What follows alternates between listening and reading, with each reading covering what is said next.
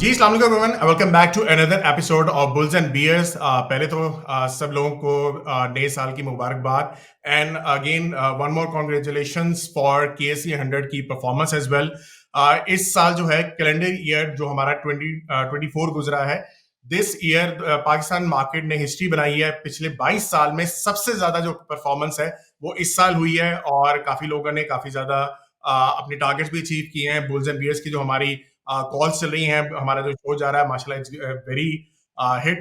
खैर हम अपनी तारीफें खुद भी करें, लेकिन अगेन आप लोगों की मोहब्बत है, आप लोगों का प्यार है, जिसकी वजह से हम हर वीक आ जाते हैं आपके पास। अपने एंड पे भी काफी बिजी होते हैं। आप लोगों ने देखा लास्ट वीक के अंदर भी लेक भाई ने भी मैंने और फराज ने मिलके एक लाइव सेशन भी किया, तकरीबन 2.25 घंटे का गया, और इसमें हमने पूरा अपना आउटलुक भी बताया 2025 का। मैंने आप लोगों को टॉप पिक्स भी बताई और फराज ने भी अपने एंड से बताया कि टेक्निकली आप मार्केट को कहाँ पे देख सकते हो। थोड़े से zigzags आएंगे इन 2025, लेकिन आप लोगों ने घबराना नहीं है, कॉन्फिडेंस रखना है और आगे इंशाल्लाह हालात बहुत बेहतर रहेंगे। जी फराज भाई कैसे हैं आप? थोड़ा सा आउटलुक दे दें मार्केट के बारे में भी, और हमारे जो परफॉर्मेंस है थोड़ा सा हम आज उसको भी रिव्यू कर लेते हैं। जी जी वालेकुम सलाम अमार। बिल्कुल ठीक हूँ, अल्लाह का शुक्र है।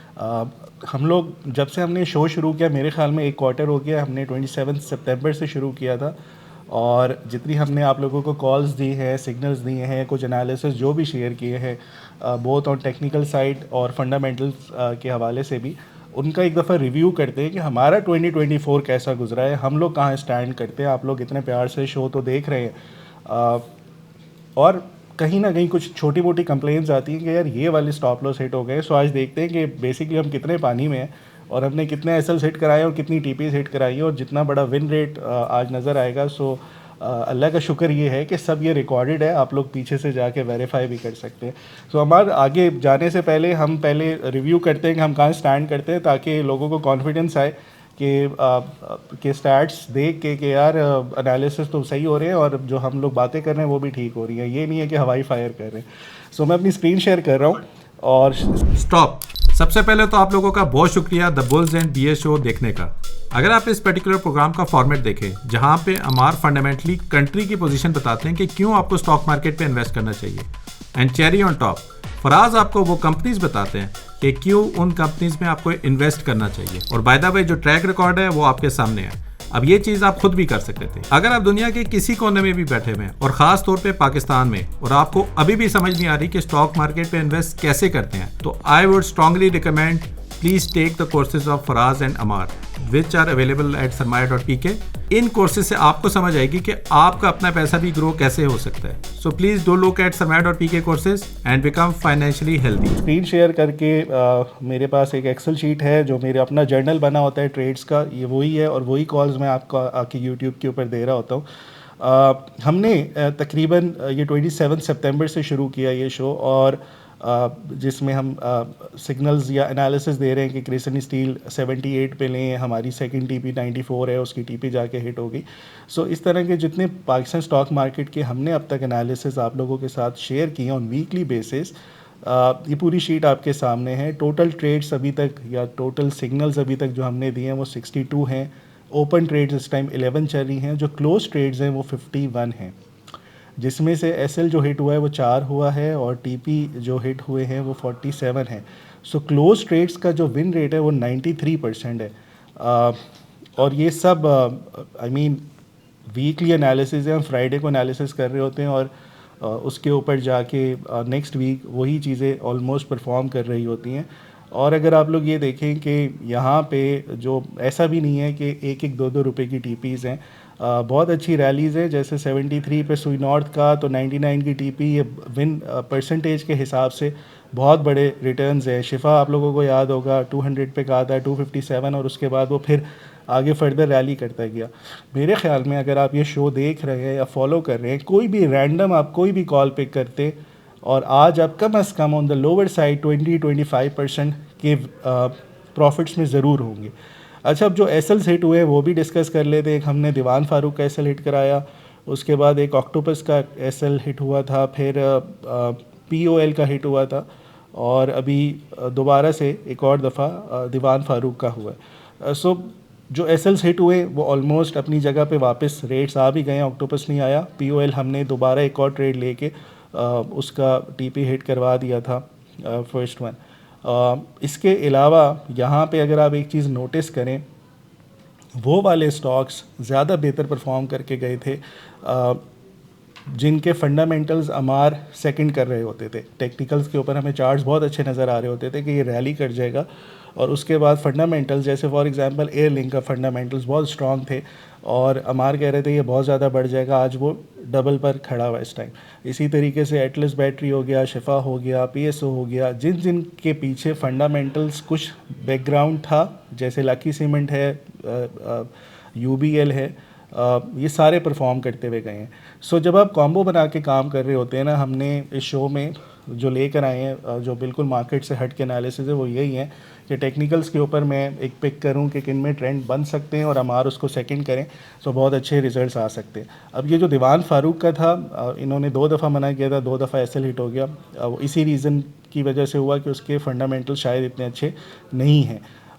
सो ये ओवरऑल रिज़ल्ट था। और मज़े की बात ये थी कि हमने जो मुझे समझ आया, बहुत अच्छा लगा इस पूरे शो करते हुए, जो हम अक्टूबर में चल रहे थे, मैं कह रहा था ये टॉप नहीं है, यहाँ से मार्केट रैली करेगी, और हम ज़्यादातर स्टॉक्स जो पिक कर रहे थे वो इंडेक्स ओरिएंटेड थे, जो परफॉर्म नहीं कर रहे थे उस टाइम और लैग कर रहे थे। फिर उसके बाद नवंबर में मैंने जाके वो हाईलाइट किया कि अब थोड़ा सा इंडेक्स आपका की तरफ से निकलें और second year third year stocks में आए, जिसमें हमने 6.5 रुपये पे पेस पकड़ा, बीओपी 5.5 पे पकड़ा, पावर सीमेंट, जितने 30 ईयर स्टॉक्स थे वो वहाँ से 50-60% रैली कर गए और एग्जैक्टली वहीं पे जाके उन्होंने टीपी हिट कराई। अब जैसे डाइनो था वो 234 जो हमारी टारगेट प्राइस थी, एग्जैक्टली उसी को जाके हिट किया, उसके बाद फिर नीचे आ गया। सो ओवरऑल बड़ा ज़बरदस्त रहा। फिर उसके बाद जहाँ जहाँ पे जितने भी हमने पिक्स की थी वो यूजुअली सारी 1 हफ़्ते या 2 हफ़्ते के अंदर रिजल्ट्स दे जाती थी। जो ओपन ट्रेड्स हैं उसको अभी थोड़ी देर में डिस्कस करते हैं कि आगे क्या करना है, लेकिन बड़ा ज़बरदस्त मज़ा आया। और फिर उसके बाद हम बार बार आके ये कह रहे होते थे कि यार ये टॉप नहीं है, और फिर उन वीक्स में जिन वीक्स में करेक्शन एक्सपेक्टेड थी, हम आके ये एनालिसिस आप लोगों से शेयर कर रहे थे कि यार यहाँ से करेक्शंस भी आ सकती हैं, थोड़ा सा कैश पर आ जाएं, या करेक्शंस के बाद जो हमने सपोर्ट लेवल्स डिफ़ाइन किए हुए थे, जो मेरे क्लाइंट्स हैं SFEL के या जो फॉलोवर्स हैं, उधर भी मैंने फेसबुक पे लिखा भी था कि यहाँ से ये बढ़ जाएगा, और वो वहीं हुआ, बढ़ गया। सो मेरे ख़्याल में 93% विन रेट इज़ फिनोमिनल। मुझे अच्छी तरीके से याद है जब मैंने 2018 और 19 में पाकिस्तान आके ये एनालिसिस यूट्यूब के ऊपर करना शुरू किए, तो उससे पहले हमारा ऐसे होता था कि किसी ने कहा आप कौन है, मैंने कहा मैं टेक्निकल एनालिस्ट हूँ, तो मुंह फेर लेते थे। अच्छा, फिर एक शो में मैं गया पॉडकास्ट पे, तो मैंने कहा मेरा win rate Pakistan stock market का 90% है, मैंने स्ट्रेट 50-52 टीपीज हिट कराई हैं। तो नीचे लोग लिख रहे थे यार कि ये अपने आप को वॉरेन समझते हैं। सो अल्लाह का शुक्र है, अल्लाह ताला ने इतनी इज़्ज़त दी है कि दोबारा से शुरू किया पब्लिक में आके। उससे पहले भी जितने एनालिसिस हैं, जितने आप लोगों के सरमाया के ऊपर भी हैं, वो सारे ऑलमोस्ट अल्हम्दुलिल्लाह, अल्लाह का लाख लाख शुक्र है, वो बिल्कुल अपनी ठीक जगह से एनालिसिस परफॉर्म कर रहे होते हैं। सो बड़ा मज़ा आता है जब आप लोगों को लोग क्रिटिसाइज़ कर रहे हैं और फिर उसके बाद वैसे ही एनालिसिस परफॉर्म हो रहे हैं। और उससे मज़े की बात यह है कि जो शो हम लोग कर रहे हैं उससे लोगों को फ़ायदा हो रहा है, मतलब हम कोई चार्ज नहीं कर रहे, और एक तो उनको सीखने को भी मिल रहा है। हमने बीच में कुछ पैटर्न्स वगैरह भी दिखाए, बताए, और आप जिस तरीके से सेक्टर्स के एनालिसिस कर रहे होते हैं और वो परफॉर्म कर रहे होते हैं, फिर सो यहाँ से लोगों को सीखने को भी मिल रहा है और साथ साथ वो प्रॉफिट्स भी बुक कर रहे हैं, तो इसमें ज़्यादा मज़ा आता है। सो बड़ा ज़बरदस्त रहा है अल्हम्दुलिल्लाह 2024। उम्मीद है 2025 भी हम सारे मिल के इसी तरीके से इंशाल्लाह प्रॉफिट्स करें और इसी तरीके से ये जर्नी हमारी चलती रहे। बाकी हमारा आप फंडामेंटल्स की तरफ आएँ। मेरे ख़्याल में ये जो आपने लास्ट वीक जो न्यू ईयर के ऊपर टॉपिक्स बताई थी अपनी, वो तो इस टाइम आउट परफॉर्म करती हुई जा रही है, मार्केट के इंडेक्स को बीट कर रही है। जबरदस्त हो गया। जी बिल्कुल ऐसे ही है। अच्छा, पहले तो मैं यहाँ पे ये भी मेंशन कर दूं कि हम दोनों कॉल्स, जिस तरह फराज भी बता रहे हैं कि टेक्निकल्स भी हम कवर करते हैं, फंडामेंटल्स थोड़ा सा बैकग्राउंड में मैं बता भी रहा होता हूँ। जो हम कॉल्स दे रहे हैं इसमें फंडामेंटली ये स्ट्रॉन्ग शेयर स्ट्रॉन्ग है या नहीं है। तो दीवान फारूक मैंने 2-3 दफा मेंशन किया था कि अपने रेवेन्यूज वगैरह इसमें नहीं इतने ज्यादा जनरेट नहीं हो रहे, लेकिन इसका एक नई गाड़ी आ रही है, तो वो उसकी बेस के ऊपर, वो न्यूज की बेस के ऊपर अगर रैली कर गया तो रैली कर सकता है, वरना जो है फंडामेंटली स्ट्रॉन्ग पिक्स पे आपको रहना चाहिए। इसी तरीके से क्रीसन स्टील का मैं बहुत ज्यादा नाम लेता रहा था। क्रीसन स्टील तकरीबन जब हमने first time bulls and bears का, मुझे याद है फर्स्ट वीक के अंदर ही हमने पिक दी थी, तो उस टाइम 50 का था, तो अब जो है वो तकरीबन 120 130 के पास आ चुका है। 100% से ज्यादा उसकी परफॉर्मेंस हो चुकी है विद इन 3 मंथ्स। तो ये एक बहुत बड़ी बात होती है अगर आप फंडामेंटली स्ट्रॉन्ग पिक्स करें, तो इस तरीके से आप इसको बड़ा अच्छा एनालाइज कर सकते हैं। दूसरी बात ये है कि हर बंदे का ना डिफरेंट एपेटाइट है। अगर आप एक इन्वेस्टर हैं तो आप लॉन्ग टर्म के हिसाब से अपने स्टॉक्स पे पोर्टफोलियो को रख सकते हैं। थोड़ा सा अगर स्विंग ट्रेड करना चाहते हो, तो स्विंग ट्रेड का मतलब होता है कि 3 मंथ्स के लिए आपने कोई एक स्ट्रॉन्ग पेयर करेंसी को, सॉरी, एक स्टॉक को आपने पिक किया और उसके ऊपर टेक्निकल से अप्लाई करके आप उस तरह भी कर सकते हैं। और इसी तरीके से जैसे हम वीकली थोड़ा सा एनालिसिस करते हैं, अगर आप बहुत ज्यादा एक्टिव ट्रेडर हैं तो आप इस तरीके से हमारी कॉल्स को भी यूज कर सकते हैं और उसकी बेस के ऊपर भी आप प्रॉफिट्स ले सकते हो। लास्ट जो सबसे ज्यादा इंपॉर्टेंट चीज है वो ये है कि हम बहुत ज्यादा आपको फोकस करवाते हैं कि आप इन चीजों को खुद सीखें, ताकि कल को अगर मैं अवेलेबल नहीं हूं या फराज अवेलेबल नहीं है, या फिर हमारा ये शो आगे अगर हम नहीं चलाते, तो फिर उसके बाद आप लोग तो इतने काबिल हो कि आप लोग इतना रिजल्ट्स खुद से जनरेट कर सकें। तो मैं थोड़ा सा अपने फंडामेंटल्स भी आप लोगों के साथ शेयर कर देता हूँ। लास्ट वीक के अंदर मैंने जो कॉल्स, अमार कॉल, सॉरी, बेसिकली जो हमने 2025 के आप लोगों को स्टॉक्स बताए थे, इन्होंने ऑलरेडी काफी अच्छा परफॉर्म कर चुके हैं। और मैंने एक पिक बताई थी कि ये मेरा फेवरेट एक स्टॉक जो है वो पाकिस्तान स्टॉक एक्सचेंज है। इस टाइम पे विद इन अ वीक जो है वो तकरीबन वो 50% से ज्यादा परफॉर्म कर चुका है एक वीक के अंदर। सो ये अगर आप देखो ना कि बिजनेस एनालिसिस वाइज अगर आप स्टॉक्स की अच्छी पिकिंग करते हैं तो वो बहुत बेहतरीन परफॉर्म करते हैं। अब डजंट मीन कि वो एक हफ्ते में परफॉर्म कर गया है तो आगे भी कंसिस्टेंटली इसी तरह से परफॉर्मेंस रखेगा। मेजर चीज यही होती है कि बैकएंड से अगर बिजनेस सॉलिड है और आपके हालात अच्छे जा रही है, यानी कि इकोनॉमी ठीक जा रही है, तो आपके वो स्टॉक्स ज्यादा अच्छा परफॉर्म करते हैं जो कि जो मार्केट परफॉर्म कर रही होती है उससे ज्यादा उनकी परफॉर्मेंस होती है। ठीक है, अच्छा, यहाँ पे मैं ये दिखा भी देता हूँ कि ये आपका जो पिछले एक वीक के अंदर, यानी कि हमने बेसिकली 27th को 26 को आई थिंक हमने जो लास्ट वीक किया था, बुल्स एंड बियर्स किया था, और अब तक जो है ये मैंने फर्स्ट जनवरी जो एंड हुआ है उस टाइम पे मैंने रिजल्ट्स कंपाइल किए थे। तो मार्केट ने तकरीबन आपका 5% परफॉर्म किया है, और जो हमारा जो 30 स्टॉक्स, मैंने तकरीबन 25 to 30 स्टॉक्स हमने बताए थे, उन्होंने ऑन एवरेज 5.7 किया है। अच्छा, इसमें से मैंने आप लोगों को ये भी मेंशन किया था कि मैं सारे स्टॉक्स को यहाँ पे मद्देनजर नहीं रख रहा, मैं सिक्लिकल्स के ऊपर ज्यादा फोकस कर रहा हूँ। तो मैंने बकायदा बताया था कि ये कुछ इसमें से ऐसे भी स्टॉक्स हैं जो आपके ब्लू चिप्स हैं, और उसमें कॉन्ग्लोमरेट भी आते हैं। ये थोड़े से वो वाले हैं जो कि आपके डिविडेंड बेस्ड हैं, या इस तरह से कंपनीज ग्रोथ वाली इतनी ज्यादा नहीं है। अच्छा, मैं अगर उनको थोड़ा सा साइडलाइन करके बाकी जो सिर्फ सिक्लिकल्स के ऊपर फोकस करूं, तो तकरीबन ये 9.4% की परफॉर्मेंस है विद इन अ वीक। ये वीक की बात कर रहा हूं। और आगे जाके आप ये चीज को देखोगे कि जब भी मार्केट थोड़ा सा ऊपर जाती हैं, यानी परफॉर्म कर रही होती हैं, तो आपके जो स्ट्रॉन्ग शेयर्स होते हैं, यानी बुलिश, जिनमें ज्यादा इंस्टीट्यूशनल इन्वेस्टर ने पोजीशन भी ली होती है, जो फंडामेंटली स्ट्रॉन्ग है, जो हमारी भी थोड़ी बहुत पिक्स जिस तरीके से मैं एनालाइज करता हूं वो ज्यादा परफॉर्म करते हैं, तो आपके एंड पे ऐसे स्टॉक्स होने चाहिए।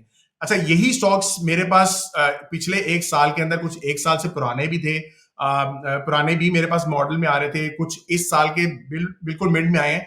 इन्हीं की परफॉर्मेंस मैं आपको एक साल की अगर दिखाऊं तो तकरीबन मार्केट ने ओवरऑल 81% परफॉर्म किया है। अच्छा, इसमें डिविडेंड अभी शामिल नहीं है, अगर डिविडेंड भी डाल लें तो आप सोच सकते हो कि रिजल्ट आपके कहाँ जाते हैं। और इस पोर्टफोलियो ने, यानी कि ये 30 स्टॉक्स ने तकरीबन 148% की परफॉर्मेंस दी है।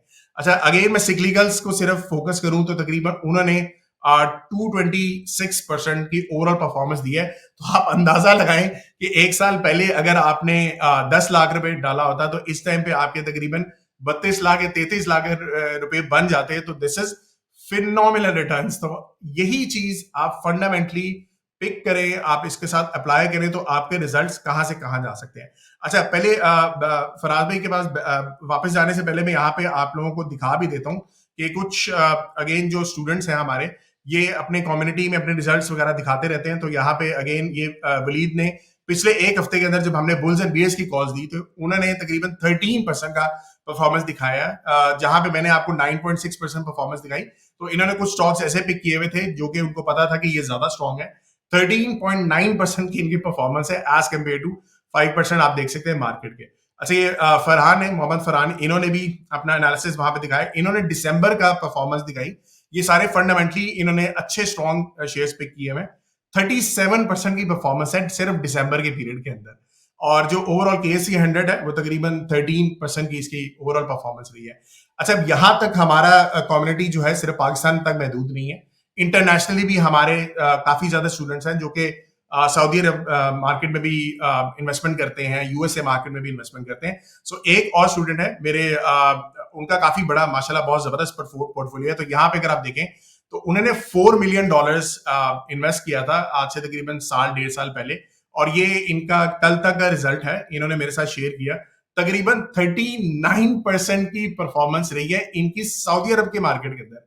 अभी सऊदी अरब की मार्केट पिछले 6 महीने के अंदर परफॉर्म नहीं कर रही, लेकिन इनका जो पोर्टफोलियो है it is out beating the index as well. और इन्होंने मुझे ये भी बताया कि हम जितने भी म्यूचुअल फंड्स हैं सऊदी अरब के अंदर उनको भी बीट कर रहे हैं। तो यहाँ पे देखें इनका पोर्टफोलियो 39% है।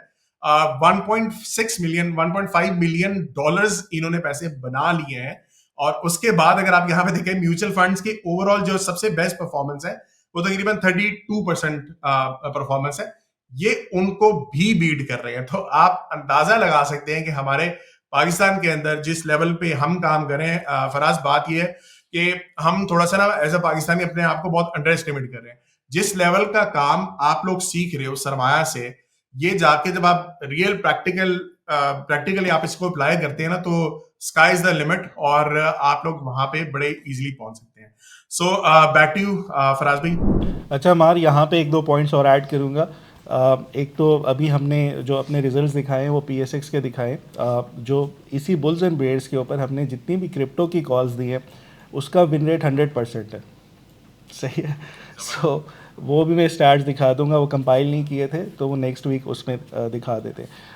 बिल्कुल ऐसे ही हमार मेरे ख्याल में बीइंग पाकिस्तानी हम सबको प्राउड फील करना चाहिए कि यार हमारे पास अल्हम्दुलिल्लाह हम सब ने मिल के, आप लोगों ने भी जो सरमाए के स्टूडेंट्स हैं, इतना अच्छा प्लेटफॉर्म खड़ा कर दिया जहाँ पे आप लोग ग्लोबल मार्केट्स में भी जाके जो प्रोफेशनल म्यूचुअल फंड्स हैं उनको बीट कर रहे हैं। बस वही बात है कि बहुत से लोग जो इस काम को नहीं समझते वो ये कहते हैं यार पाकिस्तानी है, उनको ज़रा गोरी चमड़ी चाहिए, ठीक है, तो फिर उनको रियलाइज़ होगा। मैं अक्सर कहता हूँ यार BTC का टॉप किसी गोरे ने क्यों नहीं पकड़ा था, और BTC का टॉप 3 साल के बाद जो साइकिल्स जो मैंने दिखाई थी वो क्यों नहीं दिखाई थी। खैर चले आगे चलते हैं। अब मेरे ख्याल में हमारा आज मैक्रोस के ऊपर, फंडामेंटल्स के ऊपर बात करते हैं। 100 इंडेक्स का आउटलुक क्या कुछ अपडेट है और कैसा लग रहा है next week?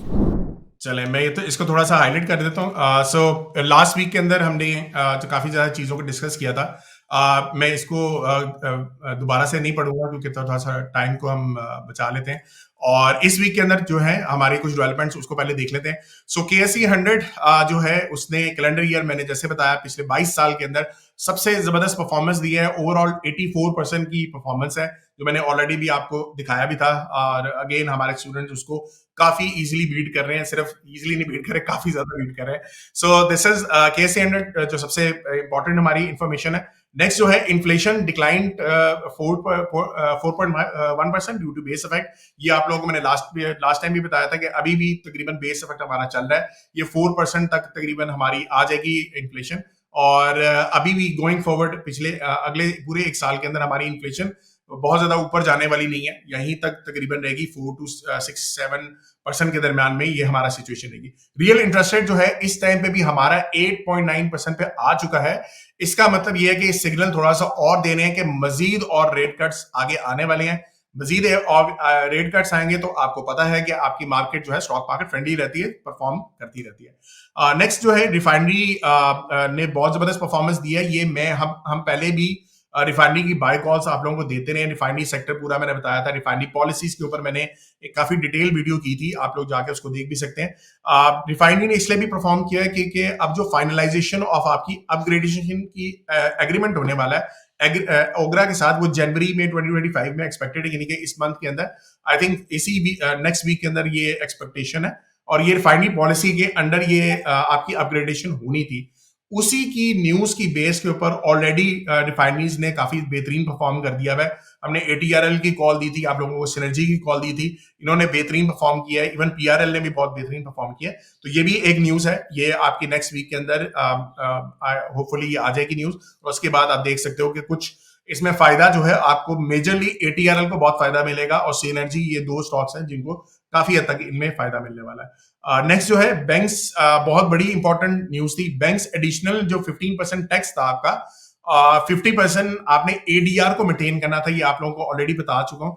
Advance to deposit ratio जो था वो अब जो ये टैक्स लगना था इनके ऊपर गवर्नमेंट ने लगाना था, वो अब खत्म कर दिया। यानी कि अगर आप ADR जो है 50% तक मेंटेन नहीं कर पाते तो आपका 15% जो है मजीद आपको टैक्स देना पड़ना था, वो गवर्नमेंट ने इसको खत्म कर दिया है, और एक न्यू इनकम टैक्स लगा दिया कि आप वो 39% से 44% आप इसको इंक्रीज कर दें।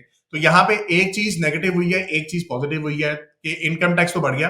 दूसरे एंड पे ये हुआ कि जब बैंक्स बहुत ज्यादा फोकस कर रहे थे जी भी हम लोन्स दे दें आगे, तो वो उस चक्रों में उन्होंने जो सस्ते में लोन देना शुरू कर दिए थे, यानी काइबर रेट से माइनस पे भी दे रहे थे कुछ लोन्स, तो वो अब वो थोड़ा सा बंद कर देंगे। जब वो बंद करेंगे, थोड़ा सा जो उनको टारगेट है वो अपने अचीव भी कर पाएंगे, और थोड़ा बहुत जो है अर्निंग्स पे हिट तो आएगी उनको, लेकिन फिर भी थोड़ा बहुत हालात बेहतर रहेंगे। ठीक है, सो ये सिचुएशन थी आपके हमारे एंड पे। अच्छा, ये आज के जो हमारा एनालिसिस होगा वो फर्टिलाइजर सेक्टर पे होगा। तो फराज भाई, सेक्टर एनालिसिस स्टार्ट करने से पहले आपने कोई KSE 100 इंडेक्स को थोड़ा कवर करना है तो आप देख लें, नहीं तो फिर आई कैन। हाँ जी, अमार बिल्कुल करना है। इस दफ़ा काफ़ी कुछ चेंजेस हैं और मेरे ख़्याल में काफ़ी इम्पॉर्टेंट चेंजेस आ गई हैं। सबसे पहले जो मेरे पास बुलिश इंडिकेशंस थी higher highs and higher lows की, वो बिल्कुल वैसे ही चल रही हैं। सो इसका मतलब है कि ट्रेंड कंटिन्यू रहेगा। टाइम साइकिल्स के ऊपर हमने पहले भी बात की हुई है कि मिड ऑफ जैन से लेके लास्ट वीक या फर्स्ट वीक ऑफ फेब तक इसका कहीं एक टॉप लगेगा और वहाँ से फिर करेक्शंस आना शुरू हो जाएगी, और थोड़ा सा साइडवेज होने के बाद फिर एक और नई रैली एक्सपेक्टेड होगी 100 इंडेक्स के ऊपर। सो टाइम साइकिल्स बहुत करीब है। आज हम जब रिकॉर्ड कर रहे हैं हम 3 जैन पर हैं, इसके बाद आपके पास 5-6 सेशंस और होंगे, और फिर कहीं ना कहीं आपकी टाइम साइकिल्स पूरी होना शुरू हो जाएंगी एडवांसिंग फेज़ की, जहाँ पे आपको थोड़े बहुत करेक्शंस नज़र आने लगे।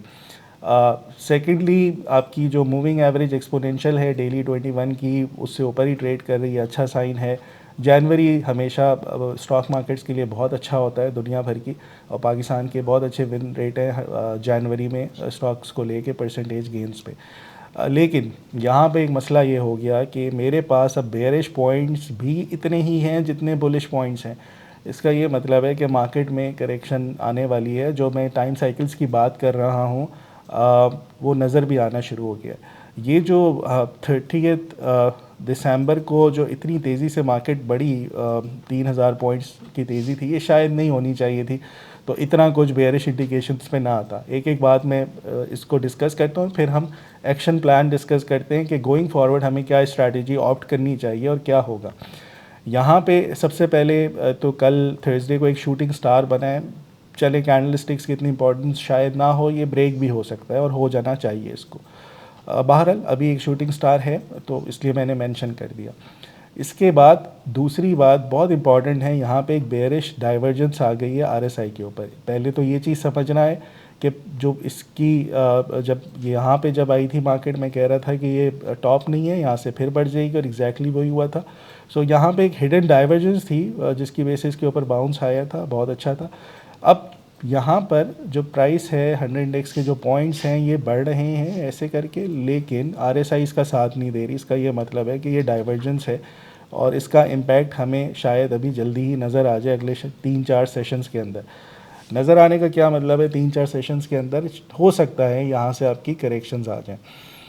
एक डाइवर्जेंस RSI के ऊपर है, दूसरी डाइवर्जेंस वॉल्यूम्स के ऊपर भी है कि वॉल्यूम्स, आप इंडेक्स तो बढ़ रहे हैं लेकिन वॉल्यूम्स नहीं बढ़ रहे, वो घटना शुरू हो गए हैं। फिर एक और डाइवर्जेंस STO के ऊपर, ये मैं पहले भी बता चुका हूँ, फिर आ गई है उधर भी। सो मेरे पास 3 बड़ी डाइवर्जेंस हैं डेली टाइम फ्रेम्स के ऊपर, और तीनों एक साथ पहली दफ़ा आई हैं, तो इनका कन्फ्लुएंस कहीं ना कहीं ज़रूर बनेगा। अब यहाँ से करना क्या है, क्या परेशान होने वाली बात है? आसान लफ्ज़ों में मुझे ये लग रहा है कि यहाँ से अगर 3-4 सेशंस या 5 सेशंस मार्केट में तेज़ी होती है, पॉइंट्स बढ़ रहे होते हैं, 100 इंडेक्स बढ़ रहा होगा, सो थोड़ी थोड़ी प्रॉफिट टेकिंग कर लेनी चाहिए।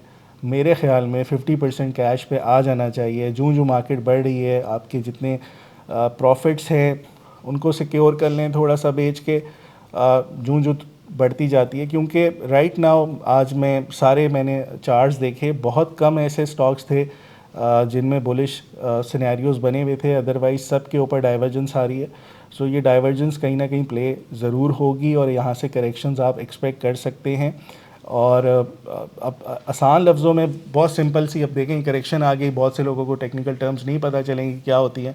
भाई कैश पे आ जाए सही है, 50% कैश पे आ जाए, आप प्रॉफिट्स में होंगे। तो और ये मैं उनको कह रहा हूँ जो आपके स्विंग ट्रेडर्स हैं, जो हमें फॉलो कर रहे हैं, जो ट्रेड प्लान्स फॉलो करते हैं, उनकी बात कर रहा हूँ। जो लॉन्ग टर्म इन्वेस्टर्स हैं, जो हर मंथ आके सिप की तरह से स्ट्रैटेजी के ऊपर इन्वेस्टमेंट्स कर रहे हैं, सो उनको तो बोर्ड देखना भी नहीं चाहिए, उनको तो ये शो देखना भी नहीं चाहिए, क्योंकि वो लॉन्ग टर्म इन्वेस्टर्स हैं। तो हमें देख के क्या फ़ायदा। तो 2 साल के बाद देखिएगा, 1.5 साल के बाद देखिएगा, साल के बाद देखिएगा। लेकिन जो शॉर्ट टर्म ट्रेडर्स हैं, जिनको लगता है कि यहाँ से अगर वो 20-25% डिस्काउंटेड प्राइस पे अपने शेयर्स को बाय बैक कर सकते हैं, तो मेरे ख्याल में उसकी तरफ जाना चाहिए। ये पहली दफ़ा ऐसा हो रहा है जब से हमने ये शो शुरू किया है। मैं आके कह रहा हूँ कि 50% कैश पे आ जाएं। इससे पहले लास्ट टाइम मैंने 25% कहा था। जो मार्केट बढ़ेगी, जितनी ऊपर जाएगी उतनी बड़ी करेक्शंस आएंगी। सो अगर आप अभी प्रॉफिट्स पे हैं तो साथ साथ प्रॉफिट्स लेना शुरू करें। हाँ, एक और बात मैं बता दूं, जब आप प्रॉफिट बुक करेंगे आपको लगेगा आपने 30 पे बेचा है, उसके बाद वो 31 भी हो जाएगा। आपको लगेगा कि आपने फिर आप मिस आउट कर गए हैं उस फर्दर रैली को, एग्जैक्ट टॉप पे आप नहीं बेच सकते। सो बेहतरीन तरीका यही होता है कि जब जो मार्केट बढ़ रही है आप थोड़ा थोड़ा ऑफलोड करते जाएँ। इस डाइवर्जेंस मेरे ख्याल में 3 से 4 दिन इसका इम्पैक्ट शायद नज़र आ जाए एक बड़ी करेक्शंस की शक्ल में। सो उम्मीद है कि अल्लाह करे, वैसे तो बढ़ती जाए अच्छी बात है, लेकिन अगर करेक्शंस आ जाती हैं मैं ज़्यादा कॉन्फिडेंट हो जाऊंगा कि जो नई लेग बनेगी वो बहुत अच्छी बनेगी। सो मेरे ख्याल में अभी हमने जितने स्टैट्स दिखाए आप सभी माशाल्लाह से प्रॉफिट्स में होंगे। अगर उनको सिक्योर करते हैं तो इसमें कोई बुराई नहीं है। मार्केट से प्रॉफिट्स भी बुक करने चाहिए और थोड़े से विड्रॉ करें, इंजॉय करें, पार्टी करें, बाहर घूमने फिरने जाएं। सही है। सो ये मेरी तरफ से ये सजेशन है। हाँ, एक और चीज़ बता दूं, ये जितना एरिया है आपका 1.18 से लेके 1.21 1.22 तक, ये बढ़ सकता है, ये डाइवर्जेंस और मैच्योर हो सकती है। जो बढ़ता जाए, आपके अगर पास 5 से 6 स्टॉक्स हैं तो उसका 20-25% हर स्टॉक का बेचते चले जाएं, आपको अच्छी रेट्स भी मिल जाएंगे, आप थोड़े से प्रॉफिट्स में भी आ जाएंगे, आप कैश पे भी आ जाएंगे। जब आप कैश पे आएंगे, जब करेक्शंस आ रही होंगी, सो आप उस करेक्शन का भरपूर फ़ायदा उठा सकते हैं। आप दोबारा से डिस्काउंटेड लेवल्स पे अपने शेयर्स उठा सकते हैं। अगर वो शेयर नहीं मिल रहे, बढ़ गए, आपको और मार्केट में अच्छे शेयर्स मिल जाएंगे। सो मेरे ख्याल में यहाँ से आप थोड़ी सी प्रॉफिट टेकिंग कर लेनी चाहिए, आप एग्जैक्ट हाई के ऊपर नहीं बेच सकते। सो ओवरऑल हमार ये है टेक्निकल्स के ऊपर। मुझे लग रहा है कि थोड़ी करेक्शन एक्सपेक्ट करें और साथ साथ प्रॉफिट्स बुक करें और कैश पर आ जाएं 50%। अच्छा भाई, यहाँ पे थोड़ा सा फोकस और भी दोबारा करवा दूं। फराज ने ये बताया कि भाई आपने 50% कैश पे आना है, ये नहीं कहा कि टोटली आप बेच दें। यहाँ पे लोग फिर वो जल्दबाजी में कहते हैं कि जी आपने कहा था कि तो सेल करना है तो हमने टोटली सेल कर दिया। ठीक है, आपको इसलिए 50% पे कह रहे हैं कि देखें जब मार्केट थोड़ी नीचे आएगी तो आपके पास एक्स्ट्रा कैश भी होगा कि आप दोबारा से एंट्री कर लें। अगर थोड़ी सी मार्केट ऊपर चली भी जाती है, जैसे फराज ने मेंशन किया कि अगर आपकी डाइवर्जेंस मैच्योर अभी नहीं होती, थोड़ी देर बाद मैच्योर होती है, तो मार्केट थोड़ा सा अगर ऊपर जाती है तब जो 50% आपका इन्वेस्टेड है, तब कम से कम वो कैपिटल भी आपका साथ साथ बढ़ता रहे। ठीक है, तो ये चीज आप लोगों ने अपने एंड पे हमेशा जेन में रखना है, क्योंकि हम जैसे हमें पता है कि जब जैसे ही मार्केट थोड़ा नीचे आती है, हमें कॉल्स आना शुरू हो जाती है, मैसेज आना शुरू हो जाते हैं, लोग घबरा जाते हैं। घबराया ना यहाँ पे एक दो सवाल और इस तरह के होंगे, जो आपने अभी लास्ट वीक जो रिकमेंडेड स्टॉक्स दिए थे उनका क्या करें। सो वो साल के लिए के हैं, अभी 2-3 दिन में वो उस तरह से नहीं परफॉर्म कर जाएंगे कि 8 वाला 16 का हो गया तो 15 का हो गया।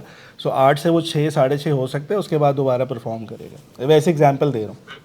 बिल्कुल ऐसे ही है। सो घबराना नहीं है। फंडामेंटली जो स्टॉक्स आपके पेयर्स हैं, जो आपकी करंट स्टॉक्स हैं, उनके अंदर आप इन्वेस्टमेंट रखें और आगे उनका फ्यूचर इंशाल्लाह ब्राइट ही रहेगा। ठीक है, और हालात भी आपके काफी बेहतर हैं। चले, फर्टिलाइजर सेक्टर इस दफा हमने कवर करना है।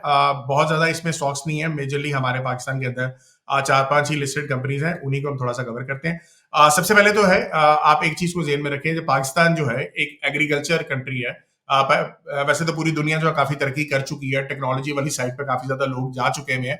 जो आज से कोई 50 साल पहले एग्रीकल्चर के ऊपर बहुत ज्यादा फोकस किया जाता था, आज के दिन में उनका जो जीडीपी है वो अब जो है टेक्नोलॉजी बेस्ड काफी ज्यादा हो चुका है। हम अभी भी काफी हद तक एग्रीकल्चर ड्रिवन ही इकोनॉमी है। तो ये वाला जो सेक्टर है इसको पाकिस्तान का पिलर भी कहा जाता है, की पिलर है of our industry as well, GDP के बहुत ज्यादा कंट्रीब्यूट करता है। दूसरी चीज ये कि ये जो पूरा सेक्टर है ये गवर्नमेंट बहुत ज्यादा इंसेंटिवाइज्ड है। तो ये जेन में रखे पहला पॉइंट जो मैंने भी आप लोगों को बताया, फर्टिलाइजर सेक्टर जो है ये गवर्नमेंट बहुत ज्यादा इसको इंसेंटिव देती है, इसको सब्सिडीज देती है, ताकि ये जो है थोड़ा सा जब परफॉर्म करेगा तो इसका जो बेनिफिट है वो आपके फार्मर्स उठा सके, आपका जो आम किसान है उसको थोड़ा सा बेनिफिट मिले। ठीक है, सो ये सबसे इंपॉर्टेंट चीज है। अच्छा, इसमें कुछ प्रोडक्ट्स होते हैं वो आप लोगों को पता होना चाहिए कौन कौन से प्रोडक्ट्स हैं। सबसे पहले जो है नाइट्रोजन बेस्ड फर्टिलाइजर्स होते हैं, ये सबसे ज्यादा पाकिस्तान के अंदर पाया जाता है और सबसे ज्यादा जो इसको जो सेल होते हैं वो ये आपका नाइट्रोजन बेस्ड फर्टिलाइजर्स होते हैं। इसमें सबसे इंपॉर्टेंट जो है वो आपका यूरिया आता है। इसमें प्रोड्यूसर जो है आपके ई फर्टिलाइजर है सबसे पहले आता है, फिर आपका एफएफसी है, फातिमा है और एजीएल है। इस टाइम पे एफएफसी का जो मार्केट शेयर है वो काफी ज्यादा बढ़ चुका है, यानी कि फौजी फर्टिलाइजर कंपनी का जो है ओवरऑल यूरिया की जो सेल्स है मार्केट शेयर वो काफी ज्यादा है। सेकंड नंबर पे कैल्शियम आपका अमोनियम नाइट्रेट है, कैन इसको कहते हैं, ये फातिमा बनाता है। अमोनियम सल्फेट जो है एफएफसी अगेन बनाता है। तो ये सारे मैंने आप लोगों को यहाँ पे लिखे हैं। दूसरा जो एक मेन इंपॉर्टेंट प्रोडक्ट है that is phosphate based fertilizers, और इसमें जो सबसे ज्यादा जो सेल होता है वो आपका डायमोनियम फॉस्फेट होता है। सो डैब जो है वो यहाँ पे हमारे पाकिस्तान में जो प्रोड्यूसर है, सोल प्रोड्यूसर ही है बल्कि, वो आपका एफएफबीएल फौजी फर्टिलाइजर बिन कासिम। ठीक है, सो ये एक कंपनी है जो सबसे ज्यादा डैप यहाँ पे बनाती है। दूसरा जो है फातिमा सिंगल सुपर फॉस्फेट जो है ये बनाती है, और इसके अलावा पोटेशियम बेस्ड फर्टिलाइजर जो है ये भी पोटैश आपका काफी ज्यादा जो है ये इंपोर्ट होता है। ठीक है, अच्छा यहाँ पे मैं ये भी बताता चलूं, जो आपका डायमोनियम फॉस्फेट है ये तकरीबन 35% या 40% हमारा यहाँ पे लोकली प्रोड्यूस होता है और 60% जो है तकरीबन आपका इंपोर्ट होता है। तो अगेन जो यूरिया वाली जो हमारा सेक्टर है वो तो यहाँ पे सबसे ज्यादा प्रोडक्शन हमारी यहीं पे होती है, ज्यादातर यहीं पे होती है, इंपोर्ट बहुत ही कम होता है। और आपके जो डैप है डायमोनियम फॉस्फेट वो इंटरनेशनली आपका 60% इंपोर्ट होता है, 35 to 40% यहीं पे बनता है। अच्छा, इसी के अलावा जो है कंपाउंड फर्टिलाइजर सबसे ज्यादा इंपॉर्टेंट जो है आपका नाइट्रोफिस जो है ये एफएफबीएल और फातिमा बनाता है। एनपीके जो फर्टिलाइजर्स हैं वो तकरीबन ये एफएफबीएल और फातिमा बनाते हैं। अच्छा, ये सबसे ज्यादा यहाँ पे मैं बहुत ज्यादा आप लोगों को फोकस करवाऊंगा, जितना भी आपका फर्टिलाइजर सेक्टर है ये आपका लोकल नेचुरल गैस के ऊपर बहुत ज्यादा डिपेंडेंट है। तो ये चीज जेन में रखिएगा, जैसे ही नेचुरल गैस जो आपकी गैस की कंजम्पशन है वो अगर आप उसमें इंक्रीज या डिक्रीज आए या उसकी प्राइसेस बहुत ज्यादा तेजी से ऊपर नीचे जाएंगी तो बहुत बड़ा इंपैक्ट आपका फर्टिलाइजर सेक्टर के ऊपर आएगा। ठीक है, सो ये चीज आप लोगों ने ओवरऑल जेन में रखना है। अच्छा, ये भी प्रोडक्ट्स कैटेगरी है, इसमें मैंने सारी चीजें बता दी कि कौन कौन सी चीज मेन आपकी यूज होती है। ये अगेन मेरी टीम ने इसको सारा डिजाइन किया, बहुत ही जबरदस्त डिजाइनिंग करते हैं। अच्छा, यहाँ पे वैल्यू चेन भी मैं आप लोगों को थोड़ा सा बता देता हूँ, ये जिस तरीके से ये बनाया जाता है। सो नाइट्रोजनस जो आपके फर्टिलाइजर्स हैं उसमें एयर और नेचुरल गैस को कंबाइन किया जाता है। मैं वैसे इंजीनियर तो नहीं हूँ तो मुझे एक आइडिया नहीं है कि किस तरीके से प्रॉपर इसका काम किया जाता है, लेकिन इन दोनों को जो आप कंबाइन करते हैं फिर उससे अमोनिया बनता है। अमोनिया के साथ कार्बन डाइऑक्साइड को थोड़ा मिला लें तो आपका यूरिया बन जाता है। फिर आप नाइट्रिक एसिड जो है वो भी थोड़ा सा कंबाइन करते हैं तो आपका टोटल जो है यूरिया का जो फिनिश्ड प्रोडक्ट बनती है वो इस तरीके से आपकी बनती है। फॉस्फोरस जो है उसमें फॉस्फेट रॉक और फॉस्फेट की कॉन्सेंट्रेशन को मिक्स किया जाता है। सल्फ्यूरिक एसिड जो है वो फिर बनाया जाता है, उसके बाद फॉस्फेरिक एसिड के साथ आप कंबाइन करते हैं या अमोनिया के साथ कंबाइन करते हैं, फिर आपका डैप बनता है। इसी तरीके से आपका पोटेशियम का भी वैल्यू चेन इस तरीके से डिफाइन की गई है। अच्छा, मेन चीज अगेन जो मैंने अभी आपको बताई कि आपका natural gas again main raw material है जो कि आपके इसके अंदर सबसे ज्यादा यूज होता है। ठीक है, की प्लेयर्स में आपके एफएफसी आएगा, इसमें काफी ज्यादा आपने सोना यूरिया आपने पीटीवी के ऊपर एड्स देखते रहे, आज से 20-25 साल से भी ये एक ही किस्म की एडें चलती जा रही हैं। सोना यूरिया की आपकी सबसे ज्यादा जो है वो एफएफसी बनाता है। सोना डैप जो है वो भी एफएफसी का है। इस तरीके से सारी यहाँ पे मैंने लिख दी है। एंग्रो फर्टिलाइजर की जैसे एंग्रो जरखेज के नाम से भी एक फर्टिलाइजर है आपका, एनपी के है, एंग्रो एनपी है, नाइट्रोफिस है, फिर माइक्रो न्यूट्रिशन फर्टिलाइजर है जिसमें जिंक आपका आता है, बोरॉन आपका यूरिया है, ये भी सारा इसमें एडिड है। फौजी एफएफबीएल के जो है वो डैप की ज्यादा चीजें आपकी अवेलेबल होती हैं। इस तरीके से फातिमा की कुछ प्रोडक्ट्स अलग है, और इसके अलावा एग्रीटेक जो लिमिटेड है ये भी यूरिया और एसएसपी बनाता है। तो ये सारी चीजें मैंने यहाँ पे लिख दी हैं क्योंकि ओवरऑल अच्छा समझने वाली बात यह है कि दो ही कैटेगरी है ज्यादा मेजर जो है, वो एक यूरिया है और एक डैप है। यूरिया जो बेचने वाली कंपनीज है मेजर जो है वो एक एफएफसी है और दूसरा ई फर्टिलाइजर है, ठीक है। तो ये दो कंपनीज हैं जो जिनमें आपको कॉन्सेंट्रेट ज्यादा करना चाहिए। और जो डैप वाली साइड है यानी डायमोनियम फॉस्फेट है, वो एफएफबीएल सबसे ज्यादा बनाता है और कुछ फातिमा भी बनाता है। तो फातिमा की कुछ प्रोडक्ट्स अलहदा भी हैं और फातिमा के और भी कुछ वेंचर्स हैं, तो ये जेन में आपने रखना है। ये चार जो है सबसे बड़ी इंपॉर्टेंट कंपनीज इन हमारी पाकिस्तान स्टॉक एक्सचेंज है। ये सारी कुछ यूटिलाइजेशन कैपेसिटी वगैरह भी यहाँ पे मैंने कुछ लिख दिया है, यहाँ पे आप लोग खुद भी इसको देख सकते हो। अच्छा, ये जो लोकल मार्केट शेयर है इसका मैं ओवरऑल अगर आप लोगों को दिखाऊं तो ये कैलेंडर ईयर 23 का यहाँ पे आपको नजर आ रहा है एफएफसी का जो ओवरऑल मार्केट शेयर है, और आई थिंक ये यूरिया का है। अगर आप यहाँ पे देखें 29% तो सिर्फ एफएफसी का है, और अगर यहाँ पे आप एफएफबीएल को भी साथ मिला लें तो तकरीबन 43% का ये बनता है। अच्छा, यही मार्केट शेयर जो है वो इस दफा थोड़ा सा इंक्रीज भी हो चुका है, वो भी मैं आप लोगों को आगे दिखा देता हूँ। अच्छा, लोकल जो प्रोडक्शन है आपकी जो पाकिस्तान के अंदर, ये चीज को समझे कि हमारे यहाँ पे जो प्रोडक्शन है वो तकरीबन डिमांड आपकी 8 मिलियन टन के अराउंड अबाउट रहती है और इतना हम अचीव कर लेते हैं। इसी वजह से आपको नजर आएगा कि पाकिस्तान के अंदर नए प्लांट्स वगैरह जो है फर्टिलाइजर प्लांट्स नहीं लगते। दूसरी बात यह कि आपका एक प्लांट बनाने के लिए, ये again this is very important, 1.5 से 2 बिलियन डॉलर जो है वो रिक्वायर्ड होते हैं, विच इज अगेन बहुत ज्यादा लोग इसलिए भी कंपनीज इसलिए नहीं आती क्योंकि पाकिस्तान के अंदर जो डिमांड है वही आप इन्हीं फर्टिलाइजर कंपनी से पूरा कर लेते हो, तो एक नया प्लांट लगाने की जरूरत नहीं है, ठीक है। तो ये ओवरऑल इस वजह से आपको नजर आएगा कि इंटरनेशनल प्लेयर्स इस वाले सेक्टर के अंदर आके इन्वेस्टमेंट इसी वजह से नहीं कर रहे, ठीक है। जो है already they are performing well, उसको गवर्नमेंट की इंसेंटिव भी मिल रहा है, वो भी काफी जबरदस्त चल रहा है, तो उसकी बेस के ऊपर भी ये डिविडेंड्स भी बहुत जबरदस्त देते हैं। इनकी परफॉर्मेंसेज आप देख सकते हो कि ओवरऑल जब भी होती है बहुत ही आउटस्टैंडिंग होती है, ठीक हो गया। अच्छा, जो की मार्केट सेगमेंट्स में अभी यहाँ पे मैंने बात की जो आपका तकरीबन यूरिया के डायनामिक्स है, इसमें अगर आप देखें एफएफसी का जो है तकरीबन 39%, अगेन वेरी हाई ओवरऑल इनकी जो मार्केट शेयर है जबरदस्त है। और यहाँ पे ये एफएफसी के जो इस साल की है, ये 2024 की मैं आपको दिखा रहा हूँ। सो मार्केट शेयर अब देखें एफएफसी का जो है और एफएफबीएल का दोनों को मिला के यूरिया के अंदर तकरीबन 52% हो चुका है। दिस इज वाई अगेन काफी अच्छे से एक आध साल से मैं बहुत ज्यादा फोकस करवा रहा था कि आप एफएफसी के अंदर थोड़ा सा इन्वेस्टमेंट्स करें। और एक और भी रीजन है, जो गैस की प्राइसेस ई फर्टिलाइजर की बढ़ा दी गई थी लेकिन एफएफसी की नहीं बढ़ाई गई थी, उसकी वजह से भी आपकी एफएफसी ने परफॉर्मेंस इस साल ज्यादा बेहतरीन दी है। सो ये आपकी ओवरऑल डायनामिक्स है। अच्छा, डैप वाइज देखा जाए तो एफएफबीएल अगेन 64% का उसका मार्केट शेयर है। तो अगेन फौजी फर्टिलाइजर और एफएफबीएल दोनों का अमेलगमेशन हो चुका है, दोनों एक ही अब कंपनी बन गई है। तो आप देख सकते हो कि इनका ओवरऑल मार्केट शेयर जो है आगे भी काफी बेहतर रहेगा। और ये जो है डायमोनियम फॉस्फेट का अगर आप देखो तो दोनों का मिला के एफएफसी और एफएफबीएल का तकरीबन आप 72% के पास ये बन चुका है एज कम्पेयर टू 64% जो पिछले साल था। तो अगेन ये काफी जबरदस्त अपनी मार्केट शेयर को भी जबरदस्त बढ़ा रहे हैं। अच्छा, कॉस्ट ब्रेकडाउन के ऊपर चले जाते हैं। ये एक मेजर इंपैक्ट है जहां पे आप देख रहे हो कि फ्यूल एंड पावर जो है ना, ये सबसे ज्यादा आपके पूरे सेक्टर के ऊपर इसका बहुत फोकस होता है, जिसमें आपकी नेचुरल गैस अगेन सबसे पहले आती है। और डिपेंडेंसी में अब आपकी जो सबसे पहले आएगी वो आपकी नेचुरल गैस है। और चैलेंजेस क्या है कि आपकी गैस सप्लाई कम हो जाए, तो ये बहुत बड़ा रिस्क है जो कि इस सेक्टर को नहीं मसला आता है, क्योंकि अगेन अगर आपके रेजिडेंशियल के अंदर आप देख रहे हो कि गैस की फराहमी नहीं हो रही या मसला हो रहा है, तो वहां पे मसला आने देते हैं गवर्नमेंट, वहां पे फोकस नहीं करते, इनके सेक्टर के ऊपर ज्यादा फोकस करते हैं। यार इनको कुछ नहीं होना चाहिए, अगर यहाँ पे कुछ हो गया तो फार्मर्स के लिए थोड़ा सा मसला मसाइल हो सकते हैं। दूसरी चीज यहाँ पे जो मैंने नेक्स्ट पॉइंट लिखा है, ये एक बहुत बड़ा इंपॉर्टेंट पॉइंट है जिसकी वजह से आप देख रहे हो कि फौजी फर्टिलाइजर कंपनी बहुत जबरदस्त परफॉर्म कर रही है। जो गैस मिलती है इन दोनों कंपनीज को, जो पूरे सेक्टर को, वह ज्यादातर मारी बेस से ही मिलती है। अच्छा, ई फर्टिलाइजर गैस जो लेता है वो आपको एसएनजीपीएल से लेता है, और एसएनजीपीएल जो है वो मारी गैस से मतलब मारी से गैस लेती है। सो मारी एसएनजीपीएल को भी देता है, अपनी भी गैस का है, लेकिन मारी इनको प्रोवाइड करता है एसएनजीपीएल को, एसएनजीपीएल जो है ई फर्टिलाइजर को प्रोवाइड करता है। तो बीच में आप देख रहे हो एक थर्ड पार्टी है, और जो फौजी फर्टिलाइजर है वो डायरेक्टली मारी से लेता है गैस। तो ये डायरेक्ट अगर आपको वहां से मिल रहा है, तो अगर आप देख सकते हो कि आपको बीच वाली जो थर्ड पार्टी है, अगर उसके अंदर कोई प्राइस की चेंजेस आएंगी तो वहां पे जो कंपनी डायरेक्ट ले रही है उसको फायदा आ सकता है।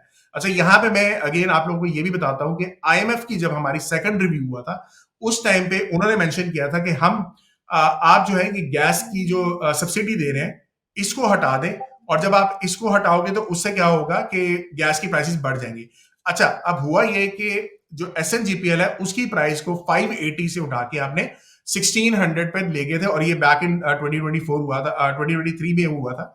सो जब आपने ये काम किया उससे क्या हुआ कि जो ई फर्टिलाइजर का मार्जिन है वो गिर गए, और ऑन दी अदर हैंड फौजी फर्टिलाइजर का जो रेट था वो तकरीबन 580 तक ही रखा था, और जैसे ही वो रखा था उससे क्या हुआ कि फौजी फर्टिलाइजर की आपके मार्जिन जो है वो काफी जबरदस्त इंक्रीज कर गए। अच्छा, अगेन ये मेरी कंपनी ने जो मेरी टीम है उन्होंने गैस की प्राइसेस का इंक्रीज यहाँ पे दिखा दिया है, और ये देखें नवंबर 2023 में तकरीबन 580 थी, और फरवरी 2024 में आपकी तकरीबन 1600 आपकी जो फर्टिलाइजर फीड है उसके ऊपर इनकी प्राइसेस को काफी इंक्रीज कर दिया। तो ये जब इंक्रीज किया उसके ई फर्टिलाइजर के मार्जिन कम हो गए, फौजी फर्टिलाइजर के मार्जिन थोड़े से ज्यादा हो गए। अच्छा, दूसरा जो है गवर्नमेंट पॉलिसीज बहुत ज्यादा इसके ऊपर फोकस होता है। गवर्नमेंट अगेन इनको सब्सिडी देती है गैस की मद में, और जैसे ही अगर ये रिस्ट्रिक्शन हटा दें या गैस की प्राइसेस बढ़ा देंगे तो उससे थोड़ा सा इम्पैक्ट आ सकता है। लेकिन the good thing about this sector is कि ये पूरी कंपनीज जो है अपना जैसे ही गैस की प्राइसेस इंक्रीज होंगी तो ये अपने मार्जिन को भी इंक्रीज कर सकती हैं, अपनी के प्राइस को बढ़ा सकती हैं। दे हैव दिस पावर कि अपनी प्राइस को वो बढ़ा दे। तो अगेन जेन में रखिएगा, फर्टिलाइजर सेक्टर इस वाहिद सेक्टर पाकिस्तान जिसको बुरे टाइम में भी अच्छा इंसेंटिव है और अच्छे टाइम के अंदर भी इंसेंटिव मिल ही रहे होते हैं, जिसकी बेस के ऊपर ये इनकी परफॉर्मेंस ओवरऑल रह सकती है। दूसरी एक चीज है GIDC का जो केस है, ये एक बहुत बड़ा केस चल रहा है गैस इंफ्रास्ट्रक्चर डेवलपमेंट की तरफ से, और दोनों कंपनीज के ऊपर ये कुछ पेनल्टीज जो है वो लग सकती हैं। लेकिन ये कोर्ट अभी तक जो है मेजोरिटी कहा जाता है, एनालिस्ट ये कहते हैं कि 90 to 95% केसेस में इनके ऊपर इम्पैक्ट बहुत ज्यादा नहीं आएगा। अगर ये केस इनके खिलाफ चला भी जाता है तो थोड़ी सी पेनल्टीज वहां पे देनी पड़ेगी, ये चीज को आपने जेन में रखना है। तो ये एक सेकंड डिपेंडेंसी बहुत बड़ी है GIDC के ऊपर कि अगर आपका ये इम्पैक्ट आएगा। अच्छा, इसका इम्पैक्ट ज्यादा फौजी फर्टिलाइजर के ऊपर आएगा, ई फर्टिलाइजर पे निस्बतन कम होगा। ठीक है, तो ये भी जेन में रखिएगा। दूसरी जो है गैस पॉलिसी के तहत मैंने जैसे आपको बताया 70 सेंट्स ये डिसाइड किया गया था 2001 के अंदर कि आपकी इतनी प्राइसेस जो है आपको गैस प्रोवाइड की जाएगी, इसके अलावा कोई और आपके ऊपर इम्पैक्ट नहीं डाला जाएगा। तो ये अगेन गैस पॉलिसी के तहत ये ऑलरेडी डिसाइडेड है। जो अभी भी प्राइसेस बढ़ रही हैं वो आपकी IMF के थ्रू जो कह रहे हैं कि आप कम से कम सब्सिडी को खत्म कर दें, ताकि ओवरऑल जो है आपकी गवर्नमेंट से जो पैसा जा रहा है, जेब से पैसा जा रहा है, वो खत्म हो जाए। ठीक है, तो ये चीज थोड़ी बहुत चल रही है और जिसकी वजह से इसको इंसेंटिव काफी ज्यादा है।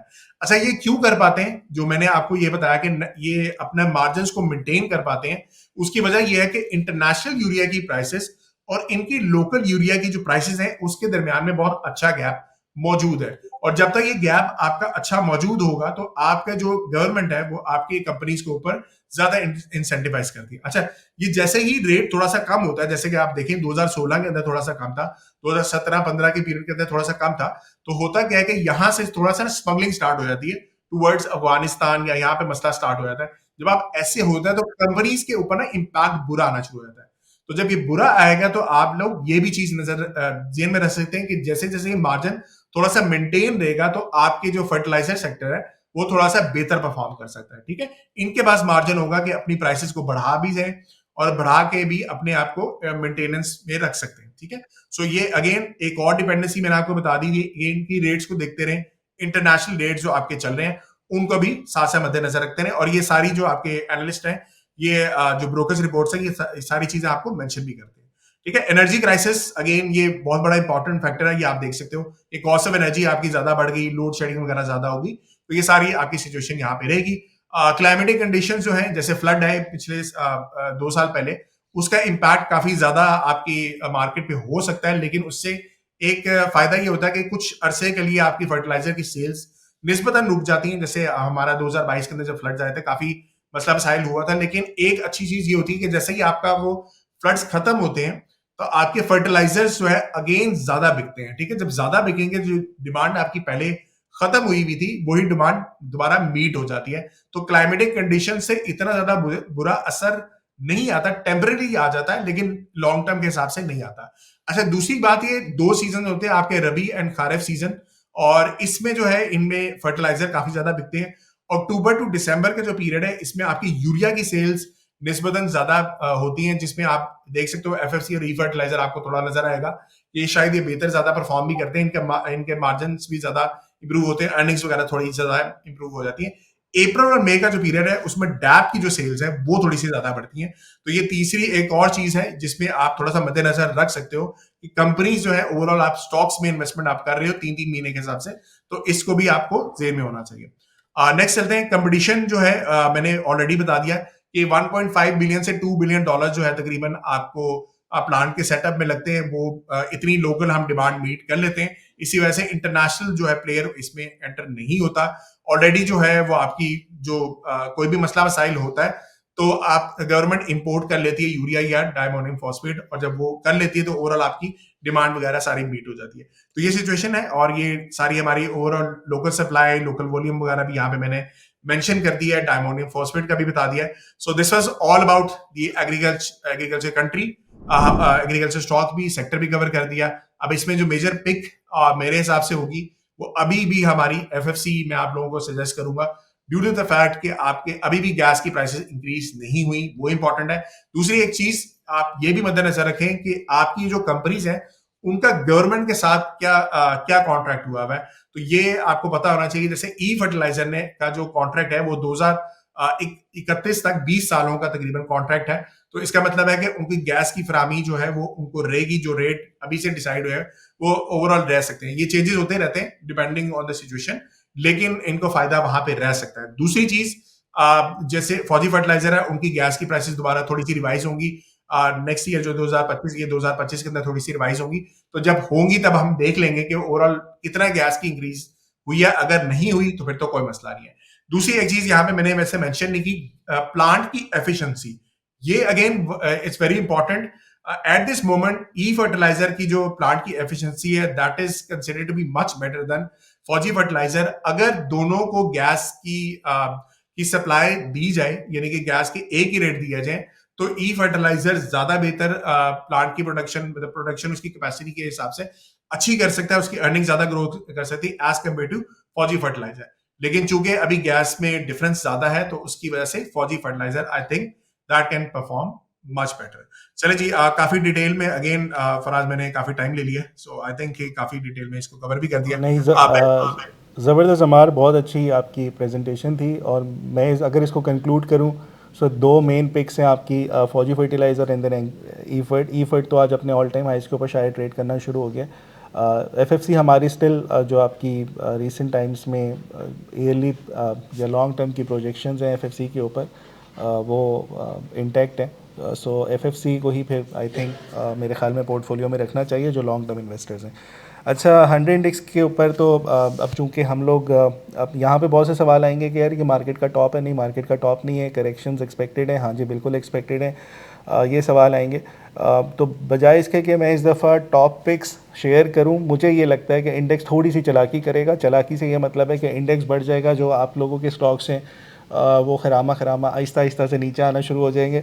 सो इंडेक्स जो बढ़ेगा मेरे ख्याल में, मुझे लगता है एंग्रो फर्टिलाइज़र, HBL, MCB, ये कुछ जो हैवी वेट्स हैं वो इंडेक्स को बढ़ा देंगे। बाकी चालाकी से इंडेक्स, बाकी मार्केट जो है वो थोड़ी थोड़ी नीचे आना शुरू हो जाएगी। तो बजाय इसके कि हम कोई नई पिक करें इस हफ्ते के लिए, अगले 10 दिन के लिए, मेरे ख्याल में थोड़ा सा स्टांस वेट एंड वॉच वाला करना चाहिए। जब ये डाइवर्जेंस जो बनाई हुई दिखाई थी ये डाइल्यूट हो जाए या एक अच्छा पॉसिबल सेटअप्स मिलने शुरू हो जाएं, फिर मेरे ख्याल में देखते हैं। मेरे ख्याल में इस हफ्ते में वेट एंड वॉच करते हैं। और बाकी जो हमारी ट्रेड कॉल्स ओपन हैं जो साल की हमने दी थी वो स्टिल इंटैक्ट हैं। उसके अलावा जो बुल्स एंड बेयर्स में जो हम स्विंग कॉल्स दे रहे हैं वो भी डिस्कस कर लेते हैं, वो मैं यहाँ पे दिखा देता हूँ आप लोगों को। स्टॉप। सबसे पहले तो आप लोगों का बहुत शुक्रिया the bulls and bears show देखने का। अगर आप इस पर्टिकुलर प्रोग्राम का फॉर्मेट देखें जहां पे अमार फंडामेंटली कंट्री की पोजीशन बताते हैं कि क्यों आपको स्टॉक मार्केट पे इन्वेस्ट करना चाहिए, and cherry on top Faraz आपको वो कंपनीज बताते हैं कि क्यों उन कंपनीज में आपको इन्वेस्ट करना चाहिए। और बाय द वे जो ट्रैक रिकॉर्ड है वो आपके सामने है। अब ये चीज आप खुद भी कर सकते थे। अगर आप दुनिया के किसी कोने में भी बैठे हुए हैं और खास तौर पे पाकिस्तान में, और आपको अभी भी समझ नहीं आ रही कि स्टॉक मार्केट पे इन्वेस्ट कैसे करते हैं, तो I would strongly recommend please take the courses of Faraz and Ammar which are available at sarmaya.pk। इन कोर्सेज से आपको समझ आएगी कि आपका अपना पैसा भी ग्रो कैसे हो सकता है। So please do look at sarmaya.pk courses and become financially healthy. जो हमारी ट्रेड्स ओपन है ना, उनको देख लेते हैं। अच्छा, सबसे पहले बलूचिस्तान व्हील्स ये अक्टूबर की ओपन थी, हमने एंट्री 134 की थी। राइट नाउ ये कहीं पे भी करंट प्राइस पे भी होगा, अगर आप लोग बेचना है स्टिल ये प्रॉफिट में ही होगा, आप लोग एग्जिट कर सकते हैं। यूसो विविंग 4.5 का था, 4.3 इस टाइम होगा, अगर आप सेल करना चाहते हैं कर सकते हैं, कोई इशू नहीं है। पेस हमने 6.4 की कॉल दी हुई थी, 10.25 का स्विंग कॉल्स के ऊपर टारगेट था, और 13.5 जो 2025 के टारगेट्स थे वो थे। ये बहुत अच्छे प्रॉफिट्स में अगर आप बुक करना चाहते हैं कर सकते हैं। ABL अभी 135 पे हमने कॉल दी थी, 138 140 पे ट्रेड हो रहा है, स्टिल पॉजिटिव है। जो ट्रेड्स ओपन है वो भी पॉजिटिव चल रही हैं। सो बिग बर्ड BBFL 58 पे आई थिंक कॉल दी थी, राइट नाउ 63 पे ट्रेड कर रहा होगा, एग्जिट लेना चाहते हैं ले सकते हैं। फास्ट केबल्स 26.8 पे था, हमारी TP 32 की थी, और 26.8 समथिंग 27.2 विद वॉल्यूम्स, बहुत अच्छे ट्रेड्स हो रहे हैं, आप कर सकते हैं। ऑक्टोपस 74 का था, 70 के ऊपर ट्रेड कर रहे हैं, थोड़ा सा नीचे है, एग्जिट लेना चाहते हैं ले सकते हैं, अदरवाइज 63 का स्टॉप लॉस है, वेट करना है तो वेट कर लें। AVN 59 की हमारी आई थिंक कॉल थी, 65 66 तक गया था, फिर दोबारा वहीं कहीं ट्रेड कर रहा है, एग्जिट लेना चाहते हैं ले सकते हैं। क्रेसन स्टील की हम पहले कॉल दे चुके थे, दूसरी थी कि जिसमें बाय अबव 115 था और उसके बाद 155 के इसके टारगेट्स थे। ये अच्छी अभी भी पिक हो सकती है और इसमें आई थिंक ब्रेक कर जाएगा अपने हाइस को, ये अगर रखना ये रख लें। प्रेमा 22 की कॉल थी, 28.5 की TP थी, सो ये भी प्रॉफिट्स में ही होगा, ये भी आप बुक कर सकते हैं। मारी पेट्रोलियम मेरे टारगेट्स 1150 के थे, 684 634 मैंने SFL क्लाइंट्स को बाय कराया था, 684 यहाँ पे कॉल दी थी, तो ये अभी पॉजिटिव है, कर सकते हैं। सो ओवरऑल देखा जाए ये जो हमारी 11 ओपन ट्रेड्स हैं इसमें से 2 ही नेगेटिव चल रही हैं, बाकी तो सब प्रॉफिट है। मेरे ख्याल में किसी को कंप्लेन अब नहीं करनी चाहिए मार सही है, तो कुछ भी नेगेटिव नहीं है यार, कुछ भी नेगेटिव नहीं है, जबरदस्त है, बहुत आउटस्टैंडिंग। चलें। सो अब हम ये करते हैं कि इस वीक की जो टॉपिक्स हैं मैं नहीं दे रहा, सजेस्ट कर रहा इस दफ़ा, मैं थोड़ा सा वेट एंड वॉच वाला स्टांस रखूँगा और सेल ऑन स्ट्रेंथ, जो मार्केट बढ़ती जाएगी जो मेरे हाथ में शेयर्स हैं वो मैं ऑफलोड करता रहूँगा। ये मार्केट का फ़िलहाल टॉप नहीं है, मार्केट का टॉप आगे चलेगा, लेकिन एक अच्छी करेक्शन आ जाए और फिर दोबारा से एक नई रैली बने, उसमें फिर ज़्यादा मज़ा आएगा, ज़्यादा जल्दी पैसे बनेंगे। अभी आप फ्रस्ट्रेट होते रहेंगे कि यार मार्केट बढ़ी है, मेरे स्टॉक्स नहीं बढ़े। सो मेरा बड़ा सिंपल सा स्टांस है हमारा। आज फिर आगे चलते हैं।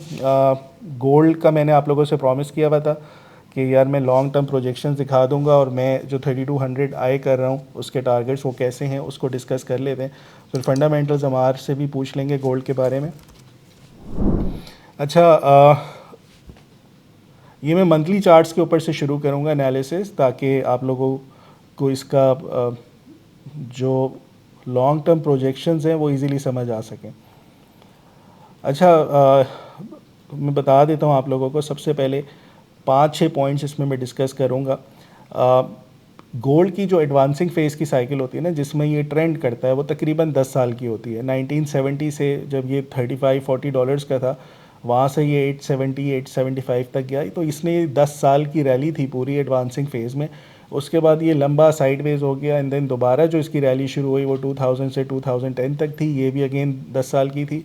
अभी जो साइकिल चल रही है इसकी वो भी 10 साल की है, 2016 से चल रही है, और अभी 2026-2027 में आप इसका टॉप एक्सपेक्ट कर सकते हैं। जो इसकी पहली साइकिल थी इलियट के ऊपर, अगेन इलियट की 5वीं वेव चल रही है इसके ऊपर भी, जैसे हमारे 100 इंडेक्स पे। सो पहली वेव ये थी जो 1980 में जाके पूरी हुई थी, फिर इसकी जो थर्ड वेव आई वो 2011 में थी, फिर ये करेक्ट हुआ, फोर्थ वेव बनाने के लिए आधी होगी ऑलमोस्ट प्राइस, फिर दोबारा से रैली करता हुआ ऊपर जा रहा है। जो इसकी फिफ्थ वेव है, ये लास्ट वेव है, मुझे लगता है कि ये 2026-2027 के ऊपर जाके अपने हाइस को डिफ़ाइन करेगा, फिर लंबी कंसोलिडेशन या साइडवेज हो जाएगा, फिर एक और नए हाइस लगाएगा आगे जाके किसी ज़माने में, पता नहीं हम जिंदा रहे नहीं, लेकिन इस सेकुलर बुल मार्केट में रहता है हमेशा, ये परफॉर्म करता रहेगा, बढ़ता रहेगा long term investment point of view से। सो पहली ये हो गई आपकी प्रोजेक्शंस, मैंने इस तरीके से निकाली हैं। जब ये जो पहली इसकी साइकिल थी 70 से 80 के दरमियान की, 1970 की बात कर रहा हूँ, सो ये तकरीबन 1300-1400%, 1500% की गेन थी जो ये इसने 76 से शुरू की थी, नॉन स्टॉप परफॉर्म करता हुआ गया था। फिर उसके बाद 2000 में जो शुरू हुई है 273 से तकरीबन $1900 के करीब, ये 660% की गेन थी। अब ये वाली जो साइकिल चल रही है, अगर इसकी मैं 300 से 350 के गेंस निकालूँ, वो $3200 के करीब के आते हैं, जो कि इसको यहाँ पे होना चाहिए। जो पिछली इसकी साइकिल रही है वो 550 से 620 वीक्स की रही, जो इसकी रैली थी, जो ये परफॉर्म करता रहा अपना बॉटम डिफाइन करने के बाद, जो इसने एडवांसिंग फेस में आया। राइट नाउ जो इसकी फोर्थ से फिफ्थ वेव है ये 470 वीक्स की है, तो इसका ये मतलब है कि अभी 80 हफ्ते या 100-150 हफ्ते के करीब ये कहीं जाके अपना टॉप डिफाइन कर सकता है साइक्लिक बिहेवियर के ऊपर। सो 80 वीक्स हैं अभी भी स्टिल, मतलब यानी कि इस रैली में जूस है। सो जो लोग शॉर्ट करने का सोच रहे हैं मेरे ख्याल में ना करें। काफ़ी कुछ इसमें एक तो मंथली के ऊपर बुलिश ट्रेंड में चल रहा है, सो आप एक्सपेक्ट कर सकते हैं कि परफॉर्म करेगा। फिर एक और चीज़ यहाँ पे नोटिस कीजिएगा कि जब भी अगर लेट्स से ये टॉप है इसका, हम अज्यूम करते हैं कि टॉप है, यहीं पे फिफ्थ वेव बन गई, ये 27, 20, 40 ये हाई बन गया इसका, अगर तो ये टॉप है ना, तो ये कभी भी सिंगल टॉप नहीं डिफ़ाइन करता। इस दफ़ा देखें, यहाँ पे देखें 2011 में ये सिंगल टॉप था, अगर होता वापस नीचे आया एंड देन बाउंस किया लोअर हाई बनाने के लिए। अगर ये टॉप है भी तो ये एटलीस्ट नीचे आएगा, साइडवेज होकर लोअर हाई बनाएगा, फिर ड्रॉप होगा, जो कि फ़िलहाल नहीं नज़र आ रहा। सो जो इसकी कैरेक्टरिस्टिक्स हैं पिछली 2 साइकिल्स की, चाहे 1980 की हो या 2011 की हो, वो स्टिल सेम ही नज़र आ रही है अभी भी। और कभी भी सिंगल टॉप्स नहीं डिफ़ाइन होते, हमेशा डबल टॉप या लोअर हाई या फॉल्स ब्रेकआउट्स लगते हैं, उसके बाद चीज़ें नीचे आना शुरू होती हैं। सो मंथली चार्टिंग के ऊपर इसकी कैरेक्टरिस्टिक कह रही है कि स्टिल इसमें जूस है, पोटेंशियल है। फिर उसके बाद लास्ट कुछ एपिसोड्स में हमने बुल्स एंड बेयर्स में डिस्कस किया हुआ है ये कि हमने दिसंबर में इसमें साइडवेज हो गए थे और बिल्कुल उसी तरीके से ही परफॉर्म करता रहा था। ये यहाँ पे गया था कि मैंने कहा था कि लोअर हाई बनाएगा एंड देन दोबारा नीचे आएगा, फिर हम दिसंबर एंड में जाके ख़रीदेंगे। अभी जो कल इसका पहला दिन था वो बड़ा बुलिश था, 26 से बढ़ता हुआ 2656 हुआ है। मुझे लगता है कि जनवरी जो है बुलिश मंथ होता है गोल्ड के लिए, सीजनल्स के ऊपर इसको परफॉर्म करना चाहिए स्टिल, और लग ऐसा रहा है कि ये यहाँ से बढ़ेगा और दोबारा से जाके ये टेस्ट कर सकता है। सो जो लोग लॉन्ग टर्म इन्वेस्टर्स हैं गोल्ड के ऊपर, मेरे ख्याल में स्टिल पोटेंशियल है, डॉलर बेस्ड गोल्ड के ऊपर बात कर रहा हूँ। सो ये परफॉर्म कर सकता है, $3200 के टारगेट्स हैं।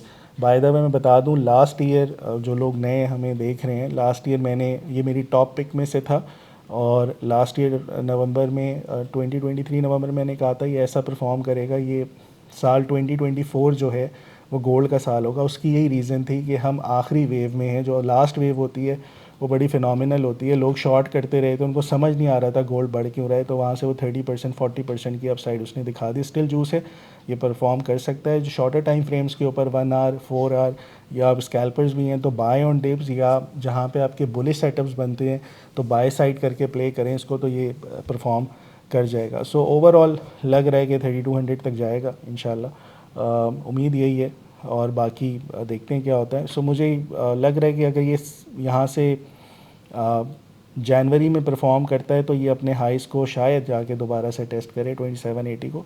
सो बाय ऑन डिप वाली स्ट्रैटेजी पे रहना चाहिए ओवरऑल गोल्ड की। हमारे फंडामेंटल्स के ऊपर क्या लग रहा है अभी आपको? जो पॉलिटिकल जो टेंशन्स हैं उसके ऊपर बढ़ सकता है या ट्रम्प के आने से बढ़ सकता है? क्या ट्रिगर मिल सकता है इसको फंडामेंटल्स के ऊपर? अच्छा, पहली बात तो ये हमें ये चीज को रियलाइज करना चाहिए, फंडामेंटली अगर देखा जाए तो gold itself is a hedge against जो आपकी रिजर्व करेंसी होती है। हमेशा जेहन में रखिएगा, गोल्ड बहुत सालों से, यानी कि 5000 साल 10,000 सालों से ये एक करेंसी के तौर पे आप कह लो कि यूज होता है। ठीक है, अभी भी कुछ लोग जो है इसको पेमेंट्स के तौर पे गोल्ड में ही दे रहे होते हैं पेमेंट। ऑस्ट्रेलिया, चाइना जो है इस टाइम पे भी ऑस्ट्रेलिया से जब भी कारोबार करता है तो वो गोल्ड में पेमेंट ले लेता है बजाय इसके कि करेंसी में होता है। तो अगेन ये काफी हद तक ये सिचुएशन रही है, और दिस इज अ हेज आप कह लो अगेंस्ट द रिजर्व करेंसी। तो जो भी आपके इंटरनेशनली जो भी आपके डॉलर इस टाइम हमारी रिजर्व करेंसी है, जो अगर उसके फंडामेंटल्स बुलिश चल रहे हैं तो गोल्ड हमेशा उसके ऑपोजिट चलेगा। ठीक है, एक चीज तो ये होगी। दूसरी चीज ये हमें ये ध्यान में रखनी है कि आपका जो फाइनेंशियल सिस्टम है वो इस चीज को सपोर्ट करता है कि आपकी करेंसी को हमने डेप्रिशिएट करना है। डेप्रिशिएट्स का मतलब क्या है कि आप इन्फ्लेशन को थोड़ा सा सपोर्ट कर रहे हैं कि कम से कम, जैसे यूएसए जो है अपना टारगेट करता है कि 2% टारगेट है हमारा इन्फ्लेशन का, वो कभी भी ये नहीं कहते कि 0% टारगेट होना चाहिए, हमेशा थोड़ा ऊपर रखना की कोशिश होती है। उसकी वजह ये होती है कि आपके बिजनेस सपोर्ट होते हैं। जाहिर सी बात है, जो कारोबार करने वाला बंदा होता है वो प्रॉफिट के लिए ही काम कर रहा होता है। जैसे प्रॉफिट मिलेगा तो क्या होगा कि आपकी उसकी ज्यादा कॉन्फिडेंस आएगा, उसका और दिल करेगा कि मैं इसमें ज्यादा इनहेंसमेंट लाऊं, इनोवेशन वगैरह करूं, ताकि ज्यादा से ज्यादा मेरी सेल हो, प्रॉफिट वगैरह जनरेट हो। ठीक है, तो कहने का मतलब ये है कि इन्फ्लेशन जब आप सपोर्ट कर रहे होते हो तो आपकी करेंसी ने डेप्रिशिएट होना है। तो इन इटसेल्फ फंडामेंटली आप देखो, आपके करेंसी के अगेंस्ट हर चीज जो है महंगी होगी। तो एसेट वाइज हमेशा से दुनिया में आपको ये कहा जाता है कि इसके अगेंस्ट सबसे आसान तरीकेकार होता है कि गोल्ड को खरीद के रख लो। ठीक है, और गोल्ड को आप अपने पास रख ले। इसके अलावा जो हम स्टॉक्स में इन्वेस्टमेंट करते हैं, ये एक और एसेट क्लास है। क्रिप्टो एक अलग एसेट क्लास है। स्टॉक्स में ये होता है कि एकदम से बहुत ज्यादा ओवर वैल्यूड या अंडर वैल्यूड हो जाती है, लेकिन गोल्ड की वैल्यूएशन जो है वो इस तरीके से नहीं देखी जाती। वो उसकी वैल्यूएशन देखने के कुछ और टेक्निक्स भी हैं। अगेन फंडामेंटल्स, मेरा जो कोर्स है उसके अंदर मैंने पूरा लेक्चर डिजाइन किया हुआ है कि आप किस तरीके से इसके कुछ फैक्टर्स होते हैं उसको देखें। अच्छा, एक चीज तो आपने जियोपॉलिटिकल रीजंस भी बता दी। दूसरी एक और मेजर चीज है कि आपकी बाइंग कितनी चल रही है गोल्ड की। तो चाइना जो है 2014-15 के बाद से, जब से उसके ऊपर टैरिफ्स लगाना शुरू किए थे यूएसए ने, तो चाइना जो है टी बिल्स और बॉन्ड्स की जो अमेरिका के उसने बाइंग की हुई थी, उसको बेच के सारा गोल्ड को अपने पास एक्यूमुलेट कर रहा है। इसी तरीके से रशिया कर रहा है, इसी तरीके से इंडिया कर रहा है। तो ये लोग कंट्रीज जो है ये इसलिए इतना ज्यादा कर रहे हैं क्योंकि उनको पता है कि कल के दिन पे अगर हम डिपेंडेंसी अपनी डॉलर से कम करेंगे तो हमारे एंड पे ज्यादा बेहतरी होगी। उसकी वजह से जो गोल्ड को आप अपने एंड पे रिजर्व करके रख लेंगे तो उससे क्या होगा, गोल्ड की डिमांड बढ़ती है। अब गोल्ड की डिमांड बढ़ेगी तो उसके हिसाब से ही बड़ा ऊपर जाएगा। अब पिछले एक साल में एक और इन्फॉर्मेशन देता हूं कि पिछले एक साल के अंदर डॉलर भी ऊपर जा रहा है, गोल्ड भी ऊपर जा रहा है। तो पाकिस्तानियों के लिए तो बहुत बहुत ही ज्यादा आप कह लो कि हालात बहुत बेहतर हो जाते हैं गोल्ड के हिसाब से, कि आपके गोल्ड का रेट भी ऊपर है और डॉलर की बेस भी है, तो आपके पाकिस्तानी रुपये के हिसाब से काफी जबरदस्त हो जाता है। खैर, वो अलग बात है, मैं स्टॉक मार्केट उससे ज्यादा परफॉर्म कर रही है, लेकिन गोल्ड जो है अगेन आपके डॉलर के ऊपर बहुत ज्यादा डिपेंडेंट है। लेकिन एक साल के अंदर जो डॉलर की पॉलिसी चल रही थी, गोल्ड ने वो फॉलो नहीं की, यानी कि डॉलर भी ऊपर गया, गोल्ड भी ऊपर गया। उसकी वजह अगेन एक और भी थी कि आपके सऊदी अरब के अंदर जो पेट्रो डॉलर का उनका एक कॉन्ट्रैक्ट था 30 सालों का, वो अब जाके तकरीबन खत्म हो गया है। और अभी एक्सपेक्टेशन आगे क्या होना क्या नहीं होना, इसकी खबरें बहुत ज्यादा बाहर नहीं आ रही। और जब तक वो नहीं हो रहा तो बहुत से कंट्रीज जो हैं वो गोल्ड की तरफ जो है बाइंग कर रहे हैं, और इससे आपको नजर आ रहा है कि गोल्ड काफी ऊपर जा रहा है। मेरे जितने भी स्टूडेंट्स हैं मैं उनको कहता हूँ थोड़ा सा एक चंक आपका गोल्ड में हमेशा के लिए होना चाहिए, वो आप सेपरेट रख लो। चाहे वो ज्वेलरी की सूरत में अपने अपने जो बेगम है उनको दे दो, वो अलग बात है, फिर आपको वापस शायद ना मिले। लेकिन दूसरी बात यह है कि गोल्ड जो है कम से कम थोड़ा बहुत जो है आपके पास होना चाहिए एज अ सेफ हेवन के तौर पे। So that's my point of view. चलें, आसान लफ्ज़ों में हमार गोल्ड बाय ऑन डिप वाली साइट पर ही है, फंडामेंटल्स पर भी। जी बिल्कुल। चलें, ज़बरदस्त। अब बात कर लेते हैं ग्लोबल मार्केट्स की। नैस 100 कल S&P में तो प्रेशर था, नैस्डैक में प्रेशर था, जो साल का पहला दिन था। कल जो नंबर्स आए हैं हमार उसके टेस्ला के, वो अच्छे नहीं थे, और उसके बाद एप्पल का भी काफ़ी ज़्यादा प्रेशर रहा है। बिल्कुल बिल्कुल। अच्छा, अगर मैं टेक्निकल्स के ऊपर नैस्डैक की बात करूं, यहाँ पे जो first day was not good, अच्छा साइन नहीं था। साल का पहला दिन हमेशा अच्छा होना चाहिए।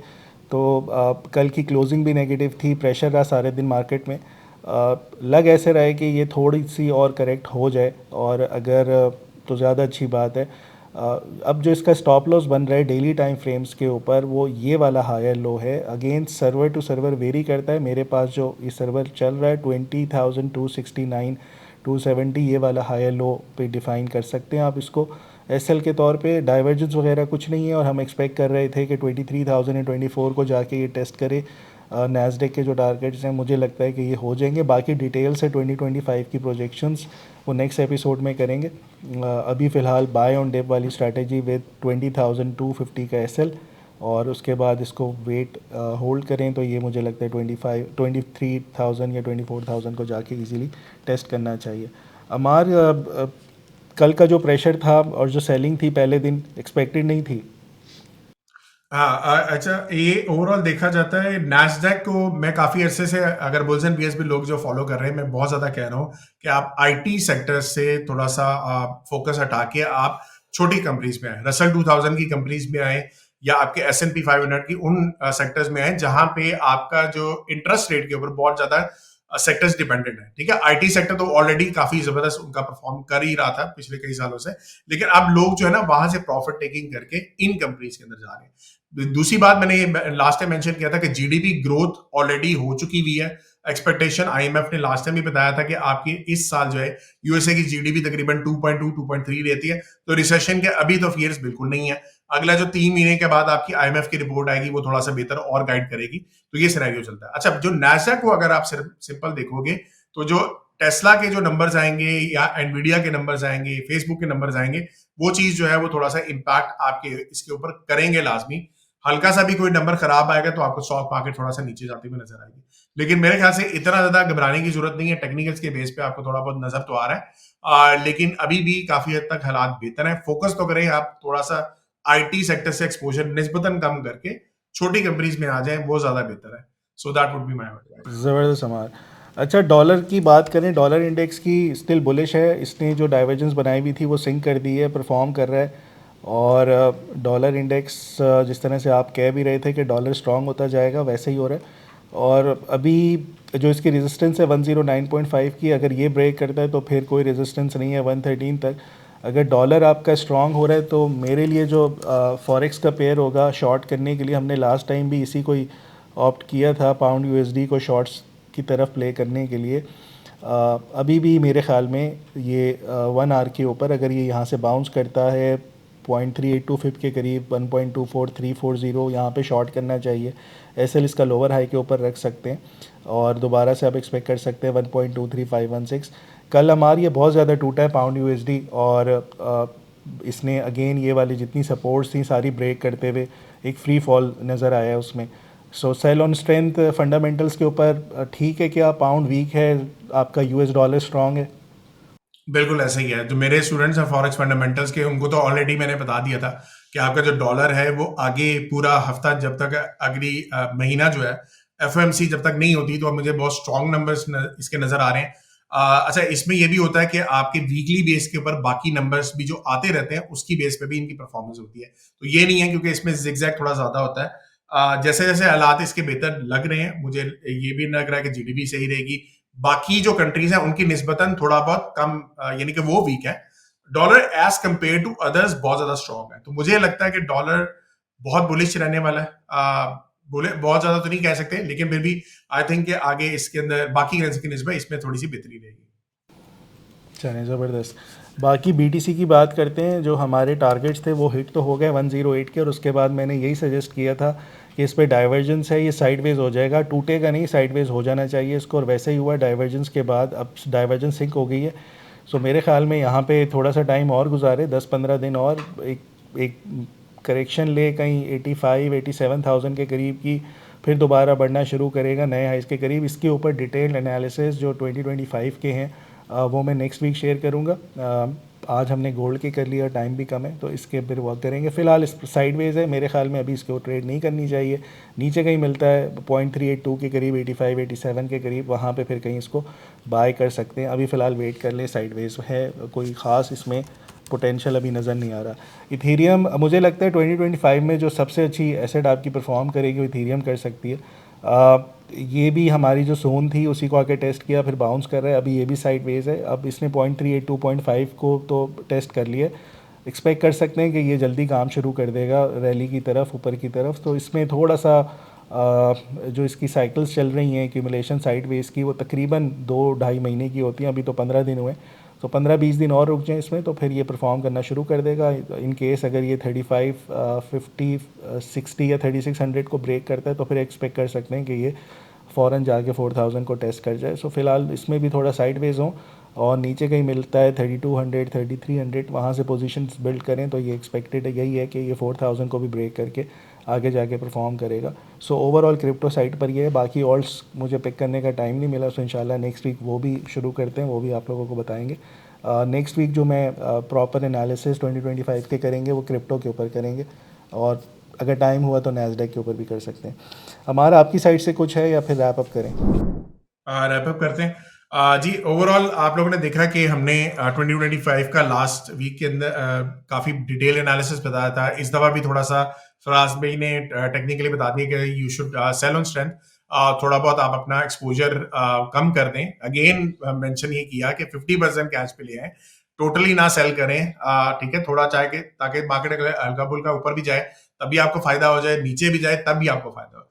तो आप जब नीचे जाएगी तो आपका जब भी बाइंग की अपॉर्चुनिटी मिलेगी, आप थोड़ा सा एक्सपोजर ज्यादा ले सकते हैं। दूसरी चीज, जो लॉन्ग टर्म इन्वेस्टमेंट करने वाले लोग हैं वो देखते रहेंगे शो। ये भी नहीं करना बिल्कुल ही आप मैक्रो इकोनॉमी आपको थोड़ा सा पता लगती है, आपको ये भी स्टॉक्स पता लगते हैं कि एक साल के अंदर कौन कौन से स्टॉक्स ज्यादा बेहतर रहेंगे, सिक्लिकल्स कौन से ज्यादा अच्छे हैं, डिफेंसिव सेक्टर कौन सा बेहतर है। और लास्टली एक और बहुत बड़ी इंपॉर्टेंट चीज है कि आप खुद सीखें इस चीज को। जहां पे अभी अभी आप देखें कि ये जो स्टूडेंट थे मेरे, जिनका मैंने अभी आपको पोर्टफोलियो दिखाया, $1.5 मिलियन, एक छोटी बात नहीं, बहुत बड़ी बात है। जब इन्होंने कोर्स, ये बैच 1 में थे मेरे, और जब ये इन्होंने कोर्स लिया था, ये भी थोड़ा सा घबराए हुए थे कि जी आगे पता नहीं स्टॉक मार्केट का क्या होगा, किस तरीके से परफॉर्मेंस होगी। और जब इन्होंने उस चीज को सीखा और अप्लाई किया, तो सिर्फ स्टॉक मार्केट में पैसे नहीं बनाए, बल्कि जितने भी म्यूचुअल फंड हैं सऊदी अरब के अंदर, उनको बीट किया। तो ये चीज को आप देख सकते हो। और हमारे स्टूडेंट जो पाकिस्तान के अंदर भी हैं, उन्होंने KSE 100 को, मैंने अभी आपको दिखाया, फरहान ने जैसे 30%, 33% दिसंबर में बनाया।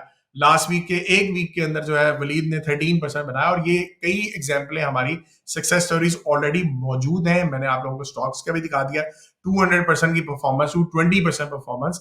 10 लाख रुपए अगर आपने डाले होते, ये स्टॉक्स अगर आप पिक करते, चले इनमें से ज्यादा ना करते, कुछ और कर लेते, लेकिन फिर भी अगर आप करते तो करीबन 32 लाख रुपए बन जाते आपके। ये इससे ज्यादा गेन्स आपको कहाँ मिल सकते हैं? ठीक है, चले जी, फिर नेक्स्ट वीक मिलते हैं। आप लोग इन जो हमारे कोर्सेज की रजिस्ट्रेशन भी खत्म होने वाली है, बल्कि आई थिंक खत्म हो गई है। सो डेडलाइन खत्म हो गई है। आप लोग जो है जिन्होंने रजिस्टर कर दिया है, तो आप लोगों के साथ फिर हम जो सेशन नए स्टार्ट होंगे, हम वहां पे भी मुलाकात होगी।